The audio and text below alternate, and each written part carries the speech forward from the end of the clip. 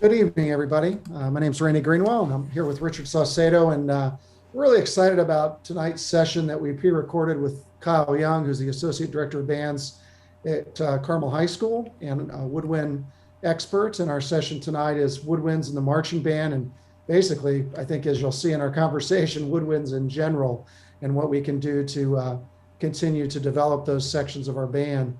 I would like to talk a little bit about a couple of things before we get started, however.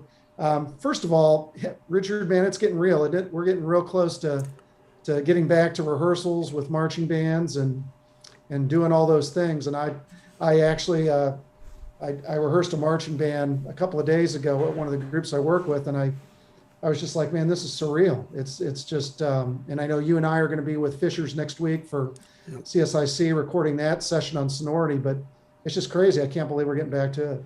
Yeah, same here. Fisher's actually started their rehearsals today with percussion and color guard, and they have new marchers coming in tomorrow and Friday. So, yeah, when we see them on Monday, they'll be kicking into full gear for 2 straight weeks of rehearsals. And from what I understand, there may be a couple places, a couple times they have to wear masks, but for the most part, it's back to normal or what we consider normal. So Yeah. it's exciting. Yeah, it definitely is. And in the midst of all that, with marching band firing up again, we've got CSIC is taking place next week, June 14th through the 17th.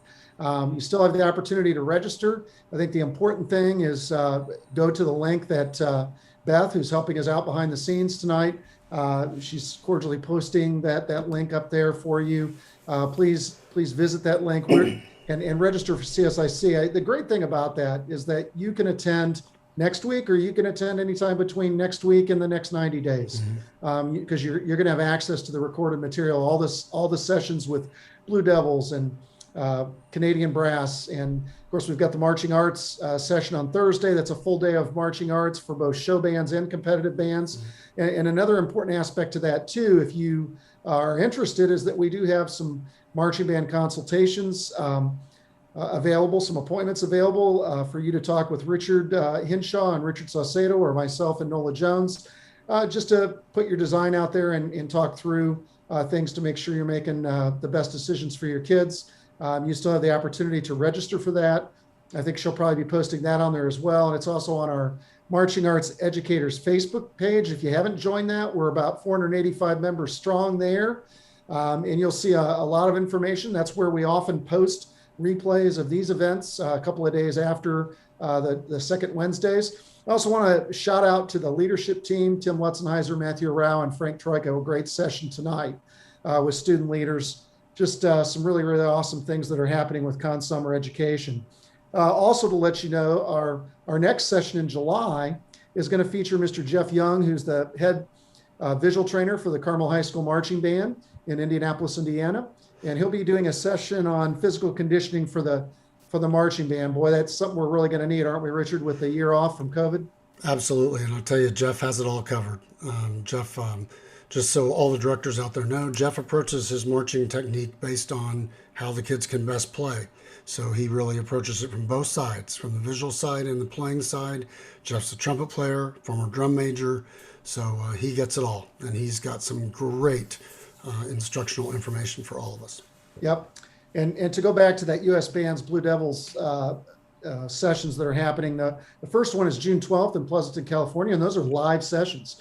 You can go on the Marching Arts Educators webpage, and there's a link posted there for you to register. And that's going to feature some Conn-Selmer educators as well as most of the Blue Devils team. So we're really excited about that. And then Dallas, Texas on July 1st.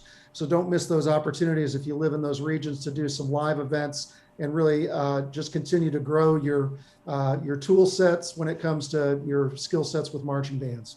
Well, we really had a good time doing this session last week with Kyle. Couldn't have a greater person, human being to be able to talk to about the woodwind things. So without further ado, if you do have questions during the session, you can put them in the Q&A. We'll have a little bit of time at the end, hopefully, to address some of those, but go ahead and roll the tape, Beth. Thanks so much.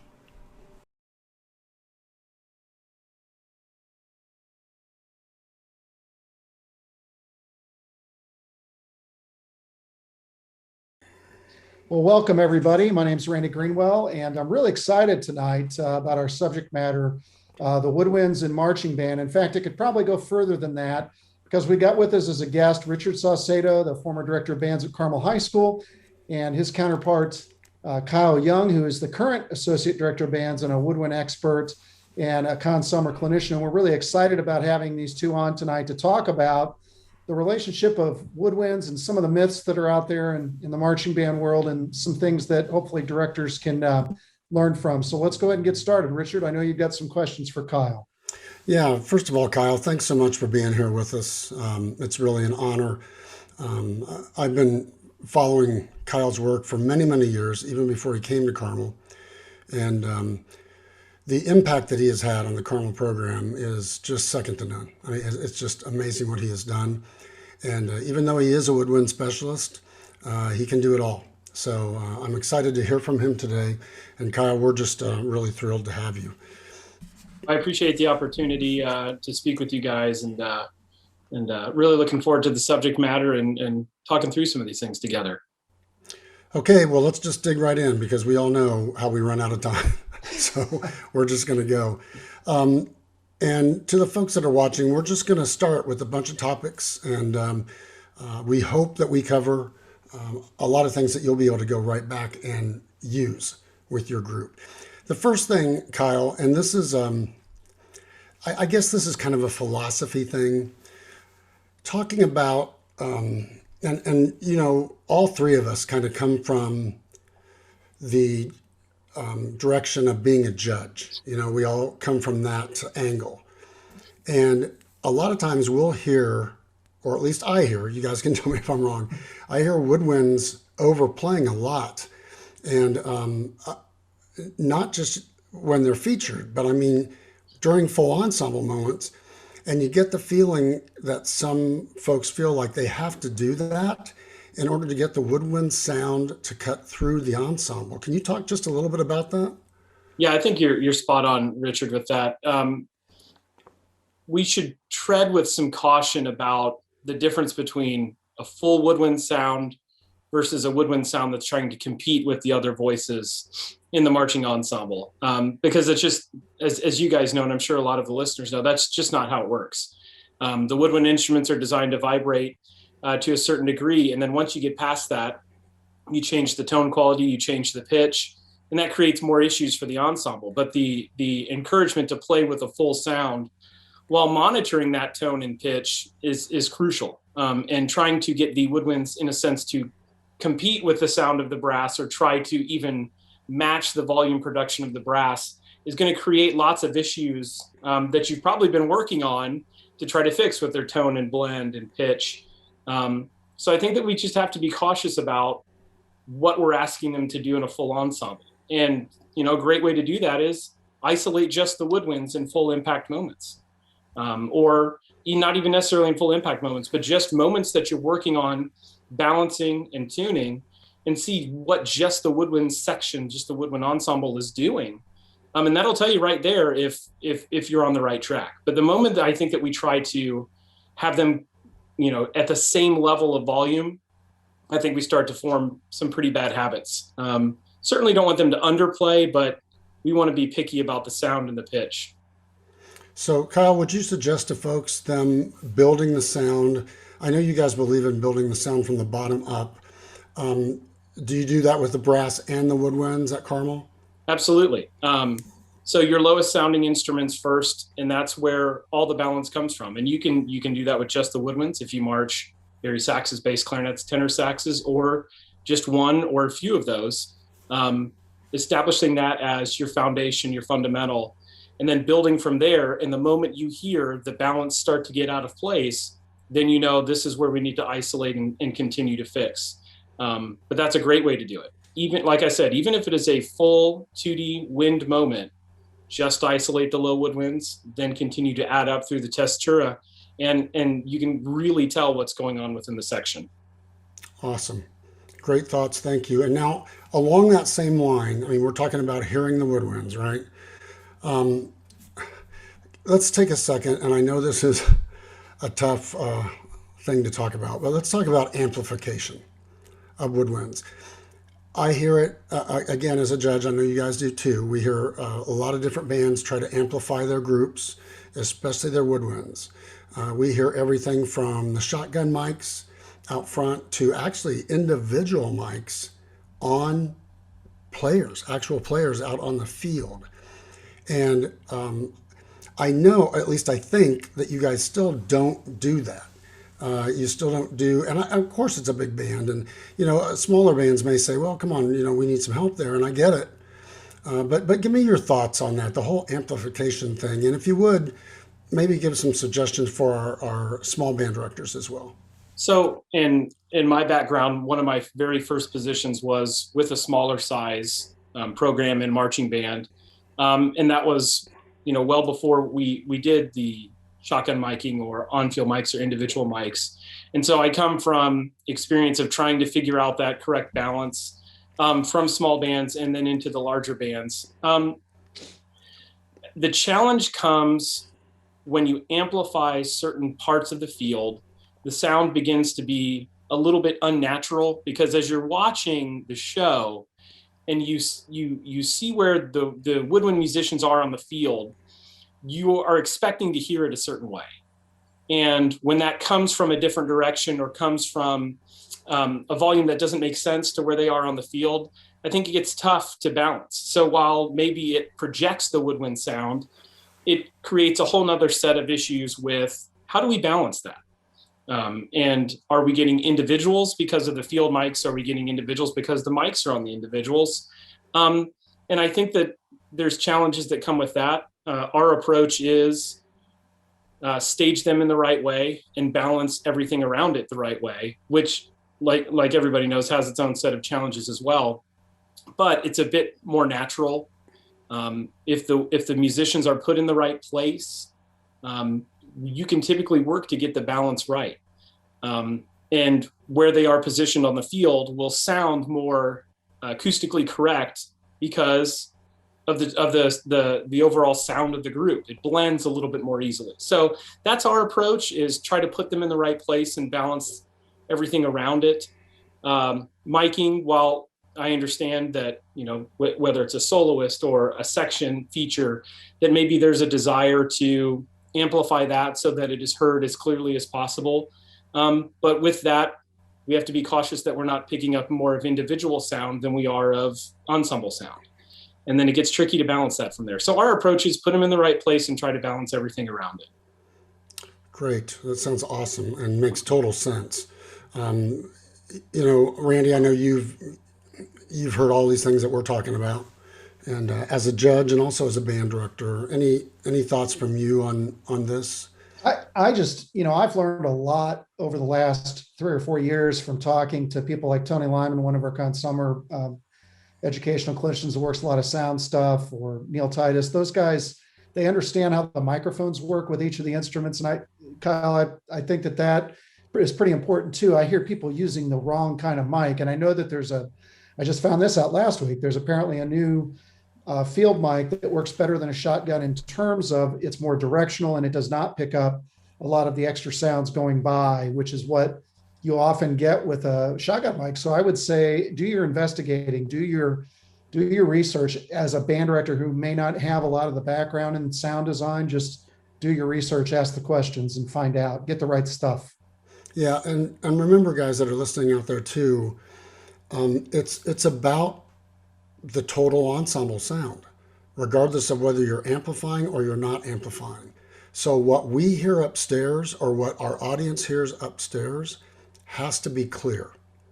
All right. So if you're amplifying individual woodwind players, like Kyle said, you got to be careful, because if you don't know what you're doing, amplifying those people, all of a sudden your sound, like he said, sounds really unnatural.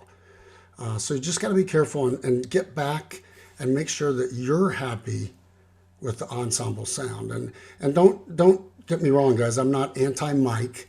I just I'm still kind of anti things not being balanced.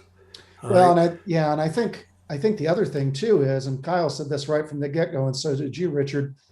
If the woodwinds are balanced and blended and focused, and are producing mature sound and it's in tune, that is going to project the overtones to the box much more efficiently than any miking that you could potentially do on one person. And it's not a substitution for the overtones and all those things that we still have to make happen.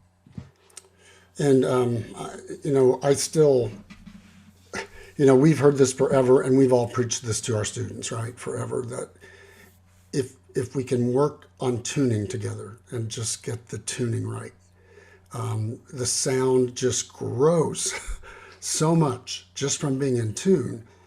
And some people, I think that's a myth, but it's really not. You get your group in tune, and I'll tell you what, man, you're going to get twice as much sound. Am I right there, Kyle?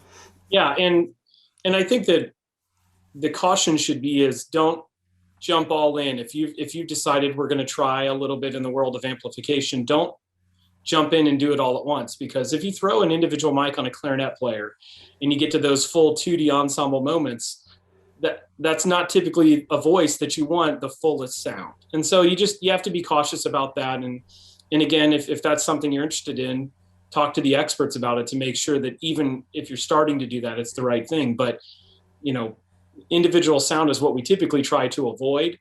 And when you put that mic on it, that increases the challenge that you're going for. So, be cautious, speak to somebody with some experience if you're even considering that. Because it changes the way the ensemble sounds and the way the kids play. So you just want to be careful. That's a great segue for us, Kyle, because the next thing I want to ask you is, speaking of experts and the people that we want to bring in to do things, I know that you guys bring in people, at Carmel, and I know also that a lot of people bring you in to listen to their woodwinds, which, I would think is a great honor for you. But I also know you love working with kids, so I know you love that. But tell me a little bit about your philosophy on who you want in front of your kids and why. And it has changed over time. I would say years ago, it was find the person that can come to band camp and they can be there for visual block and music block, and they're with your flutes all the time. And certainly there are the people that exist that have expertise in both. But then I started to shift to, well, I want the flute players in music time to get better at flute first. And then if we get to some show music, that's great. Certainly we all are nervous about that, that let's get better, but we do have to learn the show music. But if they are getting essentially a master class with one of your best private teachers or a local player that is one of the best flute players and one of the best teachers, make them better at that instrument for the bulk of the time. And then the repertoire becomes easy. And that's certainly what we've worked towards. We bring in our most dynamic private studio teachers in the area, and we let them dictate what they want the kids to know. They're going to listen to the students and go, all right, we need to work on embouchure. We need to work on angle of the instrument. We need to work on air. We need to do this. And those kids are learning about that instrument much more than if it was just with somebody. And so our approach is bring in the best teachers and the best musicians to teach them about their instrument. And then everything from there becomes easier. There will be some challenge in the show that you got to spend a lot of time on, but you'll be surprised to find out that there are a lot of things that will just happen naturally once they build up the musical skills that are appropriate on their instrument. And so that's what we've done. And, I'm sure that we talk through, you have a limited budget and you can only bring in so many people. I think that is a great way to invest whatever amount of money you can use to bring in somebody. And that's the way that we've approached it, is that person isn't there all day. They're there for music sectionals, and they're there to essentially give a master class to those kids. Kyle, I know that some people, you talked about the financial part of it. Some people I know bring in college students, like they may bring in a college clarinet player or clarinet major or something like that. Do you feel like that's a pretty good trade-off from having a very experienced person? If you're on a small budget, how do you feel about that? And just, you can be honest. I think it depends on the individual. maybe that's, and the way that we would do that is if we've heard of, there's a great college student that's, in the clarinet studio, bring them in and have them teach in front of you a little bit first, and see what kind of information is coming through. And it may be somebody that you're like, yep, I trust this person. They're going to come in and do it. So I would say be picky, but not close-minded. You also want to make sure that it's a mature enough person from a teaching side that, the kids are going to get the amount of time, the quality time that they need. So I would say don't, shut the door on anybody per se, but make sure you know what you're getting. And sometimes there's a great player that struggles to tell the students how they need to do it. And so I think the way that they give the information is almost just as important as what they're saying. So, if you don't know them, bring them in and see how they do, see what they do in front of you before maybe you send them off with all of your kids on their own. But if by all means, if you can get the best person, it doesn't have to be somebody from the symphony, but if you can, do it. But there are certainly great studio teachers out there that can help the kids. Or if it's a dynamic college student that's great in front of them, by all means. And Randy, I know you did that too when you were at Lawrence Central. I know you brought in some professional players and stuff. Yes. Yeah, I actually used to let them do their thing, but I found that it was better to bring them together at the beginning of the year and talk to them about what my expectations were in terms of, and I think some of them were surprised when I said, I really don't want you to work on the music. I want you to make them a better player and help them learn the instrument. And that's when Kyle said that, I'm like, yeah, that makes all the difference in the world. And that's an investment in the student. That's a true investment in the student. It's going to make a huge difference in your ensemble if you're doing that. Yeah. And folks that are out there listening, again, we're hearing from, Kyle and Randy who have, Kyle has one of the best programs in the country, and Randy had one of the best programs in the country before he retired, so notice that. And Randy, I don't know if you noticed this, but this is something that I find in all these things that we do, these Facebook Live things, is we get back to not skipping steps. Right. And it's a matter of making sure the kid can play the instrument first, and then we can get to ensemble stuff. And then if we get to some music, I thought that was great what Kyle said, if we happen to get to some music, that's great. And I think a lot of people are like, whoa, that's crazy. I don't think it is. Because I agree with Kyle, it will naturally happen. Okay, let's move on. Oh gosh, so much good stuff here. I want to make sure we get to it. Another thing, as a judge, I'm sorry to keep saying as a judge, everybody, but that's what I do now. I'm either a judge or I'm a consultant. So I go in and listen to whether it's a drum corps or band or whatever. And when I judge, a lot of times, any place in the country, when it's time for the woodwind feature, the woodwind moment, people come up and you just see fingers going like crazy, right? And a million miles an hour, and there's all kinds of technique. Now, if the band can handle it, sometimes it's pretty dang good, but if they can't, so Kyle, could you talk a little bit about your philosophy about letting woodwinds play lyrically by themselves every once in a while? And sometimes some of the things we talk about feels like a risk, right? It's the expectation is woodwind technique is how you feature the group.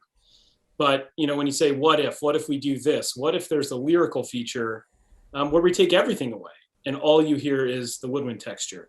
That's a little bit unnerving because there's a lot of opportunity for error. There's a lot of opportunity for pitch, but there's also a lot of opportunity on the plus side. Because like you said, Richard, so often it's pull the woodwinds to the front, technique, technique, technique, and then go, which is fantastic. And that is a skill that we'll talk about here, but there's something different about, I want you to hear the voices of the woodwind ensemble in here. And I want you to hear the work that we can do with tuning.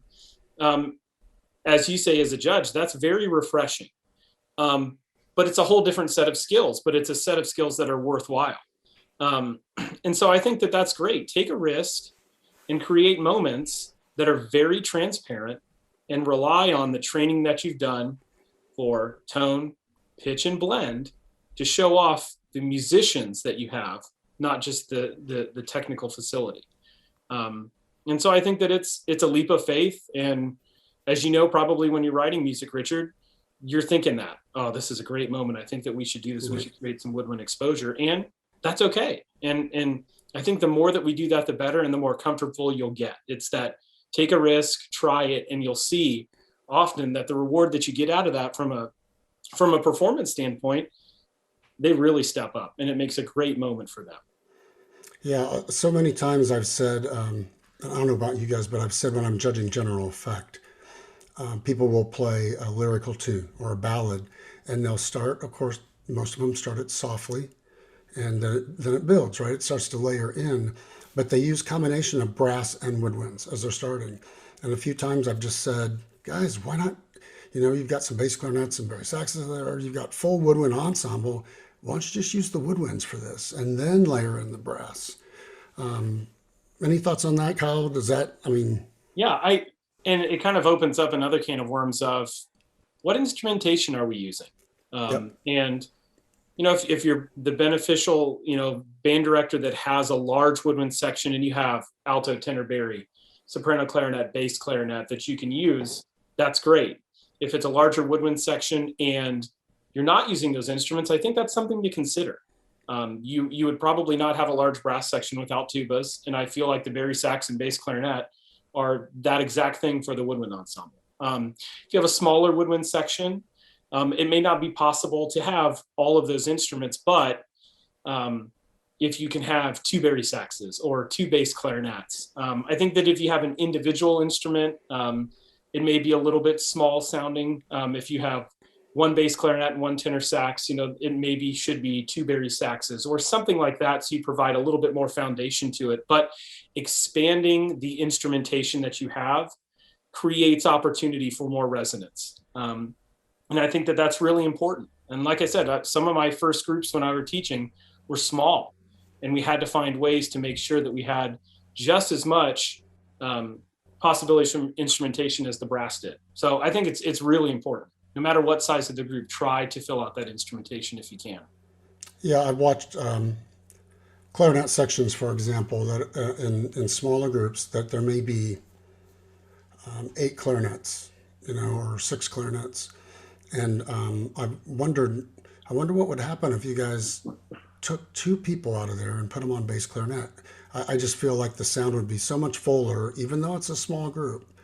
So encouraging you folks that have smaller groups to think about those things, because I think it's a way to make the group sound fuller.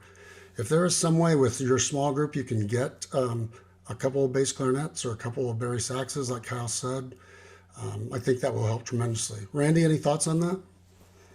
Exactly the same from me. I mean, if I had 10 clarinets and 2 of them were really weak, put them on bass clarinet, let them play long notes and sustain, help the soprano clarinets out.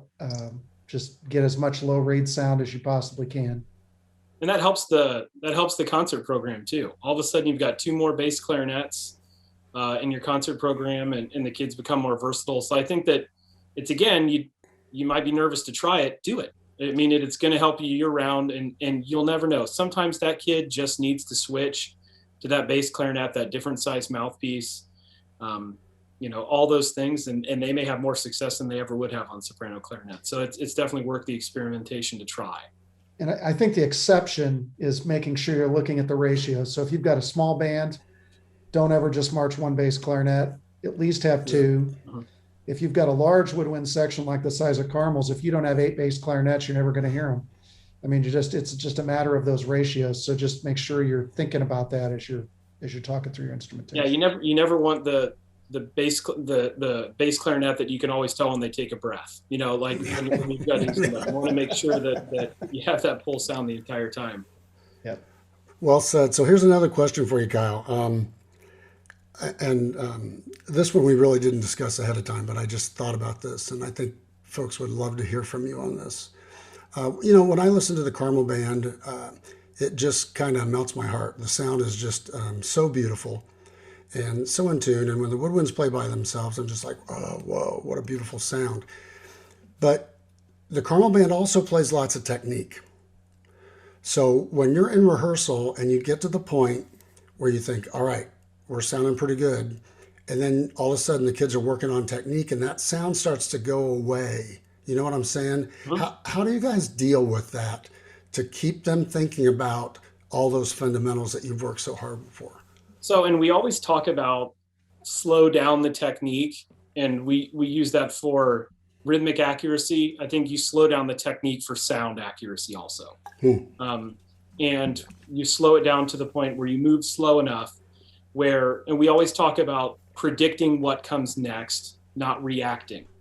And so we talk about predicting. And so when you slow down the technique to a point where they have enough time to predict what happens with the next note, what they need to do to adjust within reason, if it's something really fast, they're going to have a limited amount of time, but that can at least be in their mind of, okay, I've been getting really bright when we get to this part. The tone isn't as centered as it was before. We bring it to their attention by slowing it down.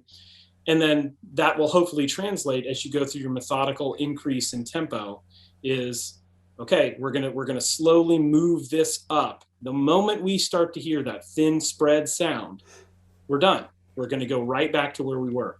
And it's that diligent approach. I think there's a lot of people that are great at slowing down the technique to create the rhythmic accuracy, slow down the technique to create the tone and pitch accuracy also. And it is a long process. And if you hold it to a high standard, eventually they're going to really understand why you're doing it and work to make sure they achieve that. So it's slowing down the technique has two purposes. It's to get the facility and the rhythmic accuracy correct, but also the sound as well. Yeah, I think many directors out there are starting to learn, and it took me a long time to figure it out. Just slow down. Take your time, stop looking at the clock, and do what needs to be done, and then you're done with that rehearsal. And then if you're a little behind on other things, I guess you're a little bit behind, but as long as you sound good. And I'm sure you guys are starting to pick up on a theme today that we're talking about. It's really about the sound and the tuning. So yeah, Randy, thoughts? I totally agree. I mean, it's just one of those things where, and I think sometimes if the Woodwinds don't get time alone as a choir, they begin to develop tendencies to overplay those technique things if there's brass support underneath it. Richard, I know you're going to speak to orchestration at some point. Sometimes that can cause an issue with the Woodwinds overplaying, but just allowing them to feel as though they're playing with their naturally professional sound as opposed to having to force something. And that can be a root cause sometimes when they get to that technique stuff, they hear all the electronics behind them or whatever it is, totally changes their concept because they start competing with other textures. And that's when the sounds can become forced. Absolutely. All right. So yeah, we are going to talk about orchestration. Right before we do that though, I'd like to talk about articulation. So Kyle, I had to work at this so hard when I was teaching because I didn't know what I was doing when it came to woodwind articulation at all. I was working with some drum corps, so I kind of understood the brass thing. Plus, we had some great brass people on the staff, so I learned.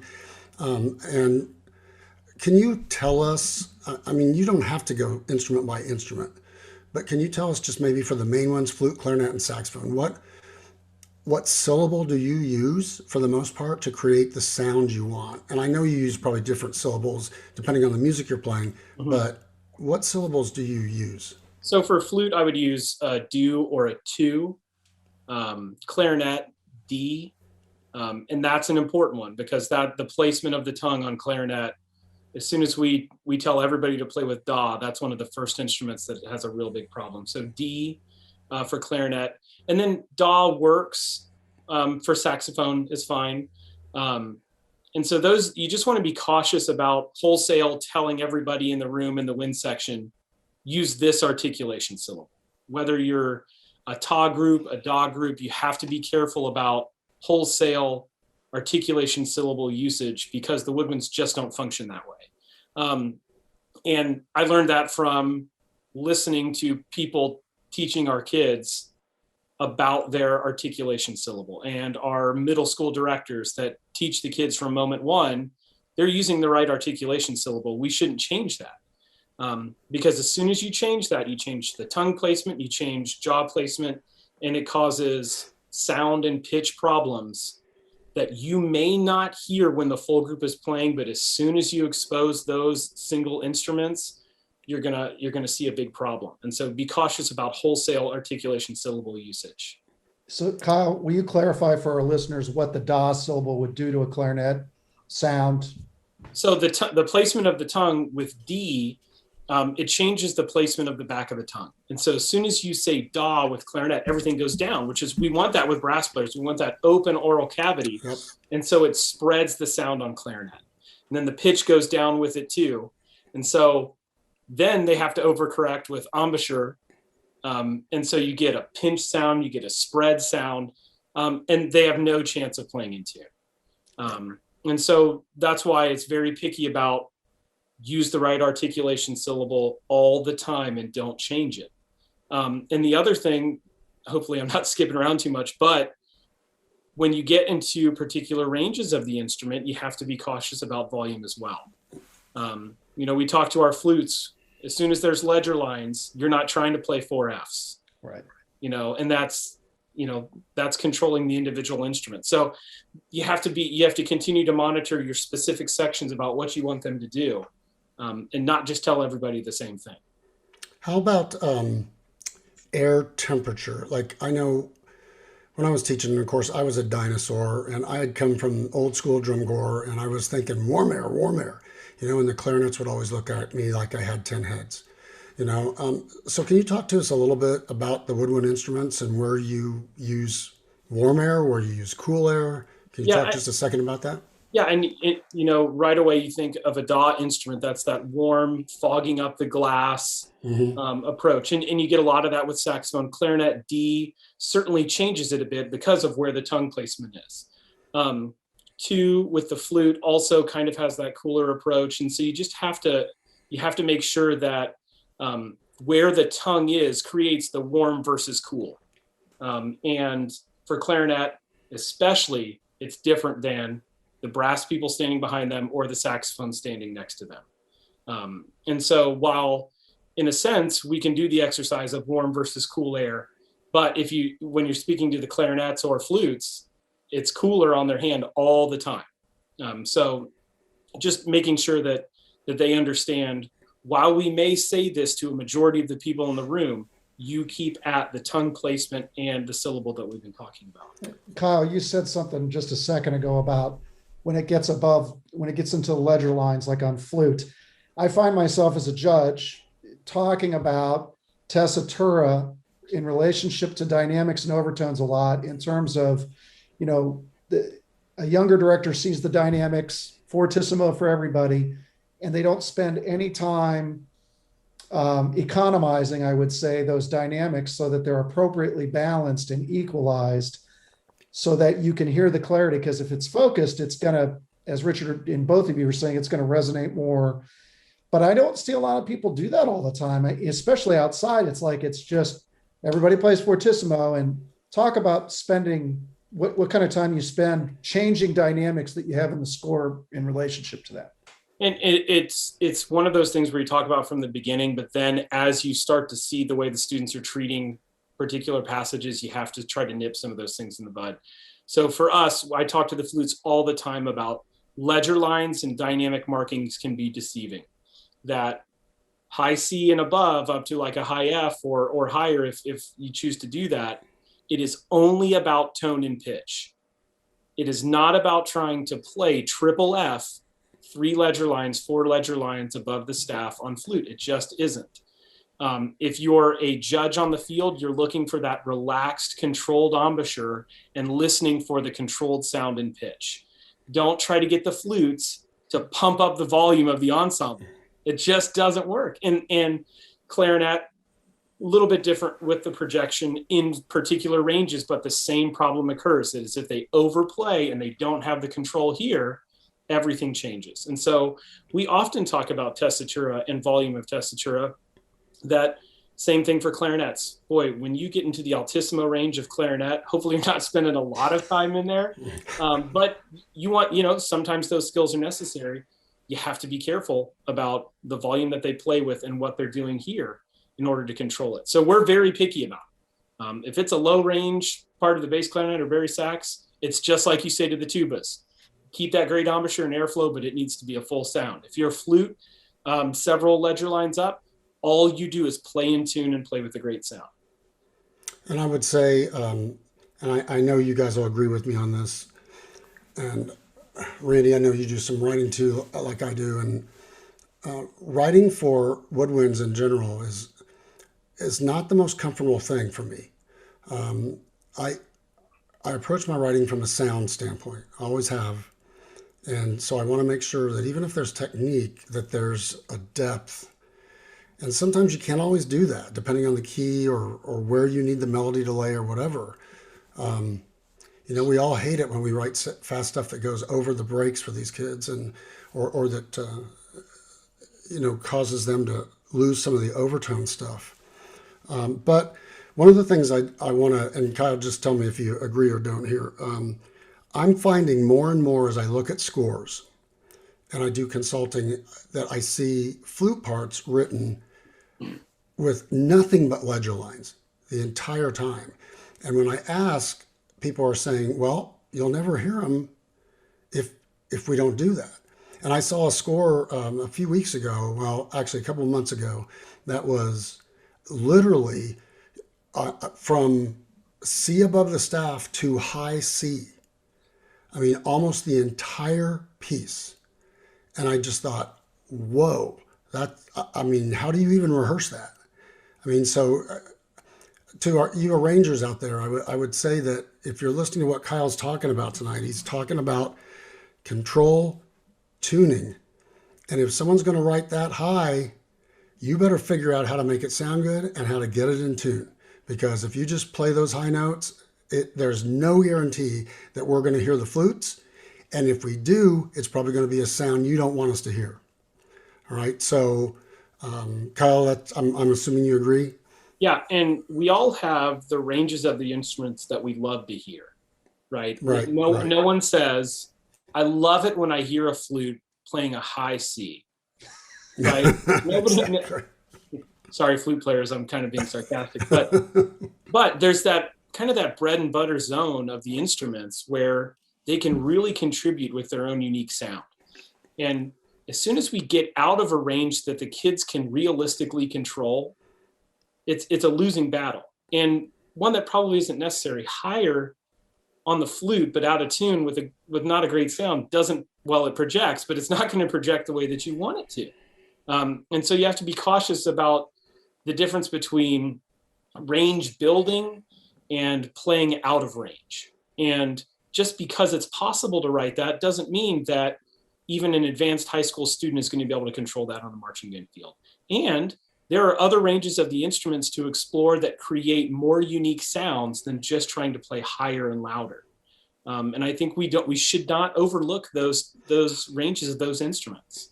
Yeah, we should probably equate it to a speedometer on the Buick, right? Just because it says it goes 120 doesn't mean we should go 120 right. as a result of what could potentially happen, as a result. So, yeah. Kyle, do you guys talk about mouthpiece matching? Do you try to match up mouthpieces at Carmel, or do you just hope that it's going to be close?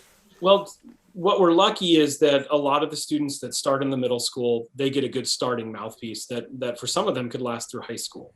However, whether it is they've had a mouthpiece that came with their instrument, they moved in, something like that, I have a set of mouthpieces that I use for trials. Now, obviously, the cleaning and all the process of our current times is a little bit more challenging, but trying the students out on different mouthpieces that like the school owns or that I own to see how they get their best sound and how's their pitch, how do they react to it.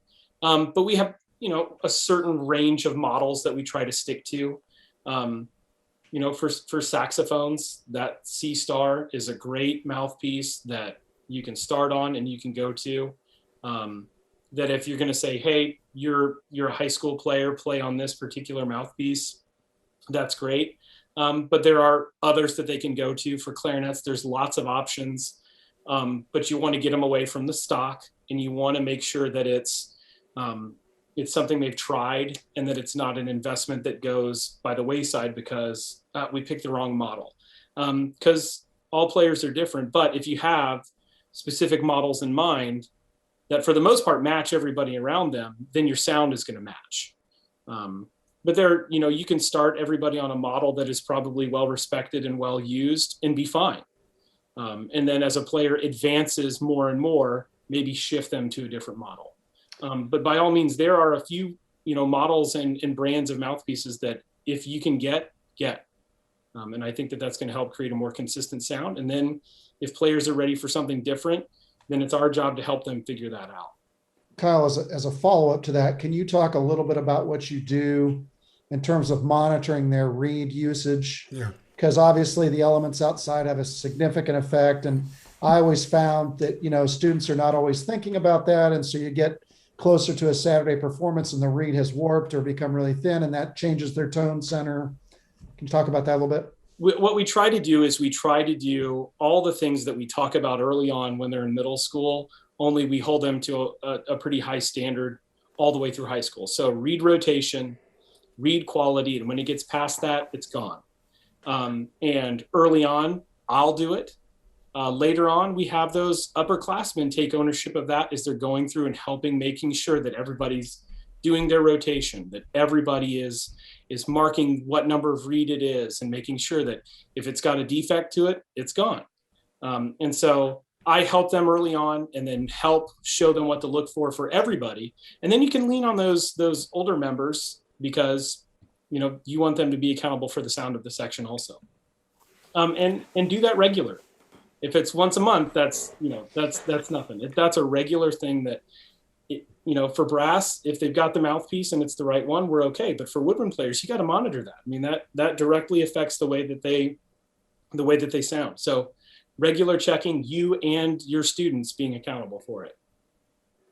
And I think I know the answer to this next one, Kyle, and we're getting close to our time here, but I wanted to hear your thoughts on that. And that's warm up. When you're warming up the woodwinds, I know a lot of times, some directors, they're the only person, that's doing it all. So it's always brass and woodwinds warming up together. Could you talk just a little bit about woodwinds warming up by themselves and then woodwinds warming up with the full ensemble? I've spent a lot of time doing both. Both can be very successful.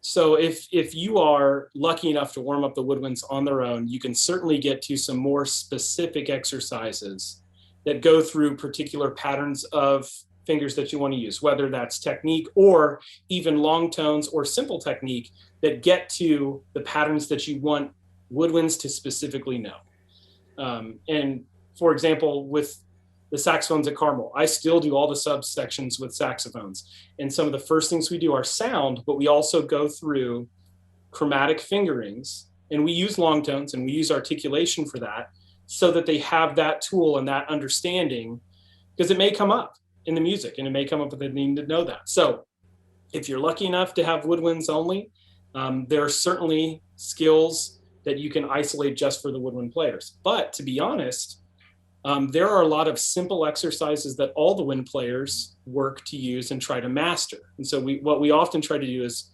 work towards mastery of simple and fewer exercises. And that would be the approach. If you're the only person, you've got all the woodwinds and brass together, everybody has those few exercises that they work to master. And then if you say, well, I need to get a little bit more skill in there for the woodwinds, well, look to see a way that you can alter an exercise that they already have. So if you want to get, and I'm not saying just have their fingers fly, but if you want to get the brass are playing the fundamental, they're playing a long tone, but you get the woodwinds moving diatonically so that they're working on their hand placement, they're working on the airflow underneath of the fingers, you can alter those exercises. So if it's exercise 2, well, 2A for the woodwinds is we're going to start to move just a little bit so that they get to what they need to while the brass are playing the fundamental, so that they're always hearing that, so they're thinking about pitch. There's a lot of ways that you can do it. If you're lucky enough to be able to split all the time, boy, you can design some very specific drills, very specific exercises for the woodwinds that you can get to right away every day, things that they need, on top of the mastery level exercises that you want all the winds to have, so that if you're all together, everybody knows those, and then you alter them from there. So that's what I would do. And I've spent years doing it both ways, and both certainly have benefits, and certainly both have their own challenges too. But mastery of simple exercises and then altering them from there if you're the only person. Okay. Kyle, this has been amazing. Let's end with this. When you go out and work with other groups, what are some of the things that you see consistently that you have to talk about or you have to work on? And I'm not trying to be negative with anybody here. I'm just saying, what are some of those things that you're like, everywhere I go, it seems like I have to work on this or that. Any thoughts there? So for me, it always starts with, is the instrument functioning the way that it should? And if it's not, it's a losing battle for that student. So right away it is, do everything you can do to make sure that that instrument functions well for that kid. Then we can start from there. And then honestly, as a woodwind player, it is embouchure setup, hand placement, is making sure that those two things are locked in. And so you build it up from, is the instrument functioning correctly? Is their hand position correct? And is their embouchure correct? And then you can go from there as far as you need to. But as soon as if you hit roadblocks on either one of those or all three of those, then you're going to struggle. And so it's just setting them up the right way. And then also having them understand the sound that you're going for, the sound that you want them to create on all of the instruments. And whether that's through your modeling or student modeling or something else, they have to know what you're trying to get. And if they have that in their ear all the time, they're gonna move really quickly. But they got to be set up right, and they got to know what they're working towards. And so that's honestly a lot of the first things that I would do if I go in, is making sure that all those things are set up. Because as soon as one of those things is stuck, you're only going to progress a certain amount. So that's what I always look for first. Well, Kyle, Randy and I both can't thank you enough for doing this tonight. I think the information has been just amazing. And I hope that the folks that are watching are taking good notes, because I know I was. a lot of great information. And Kyle, your kids at Carmel are so lucky to have someone like you that has not just the knowledge and the content knowledge, but I also know you personally. I know that you're a great person, and you deal with your kids in a very positive manner. So the fact that you took some time to share with others tonight means the world. Randy, any closing thoughts from you? Just thanks for doing it, Kyle. I mean, and directors, you can learn from this and apply it to your concert bands, and it's going to make your concert bands better. That's the beautiful thing here, is that it really doesn't change much. We're playing outside versus inside, and there's some things there, but most of it's all practical, smart, working smarter, not harder type stuff. That's really, really important for your woodwinds. Well, thanks to both of you, and I just think this has been great. And we'll wrap this up and just say thanks to everybody for watching, and look for our next one, always on the second Wednesday, all right, of every month. And we've got some great ones coming up, so I hope you'll join us. Thanks so much, everybody. Thanks, everyone. Thank you. All right. That was a great session, wasn't it, Richard? Absolutely. Just great information. Yeah, absolutely. Well, thanks, everybody. We're sorry for the small technical difficulties. Thanks, Beth, for getting that straightened out for us. And we hope to see you on the second Wednesday of July 14th, for physical conditioning for the marching band with Jeff Young from Carmel High School. We wish you all the best. Hopefully all of you get some rest during what hopefully is the end of the school year for you already. And we're so glad that you joined us tonight. You can look for the replays. The links will be sent out to those of you that registered. If you have any friends that couldn't attend tonight and they did register, they'll be able to get that link. Have them check their spam folders too, just in case. And it'll also be on our Marching Arts Educators Facebook page. So thanks so much for being with us tonight. Have a good night, everyone.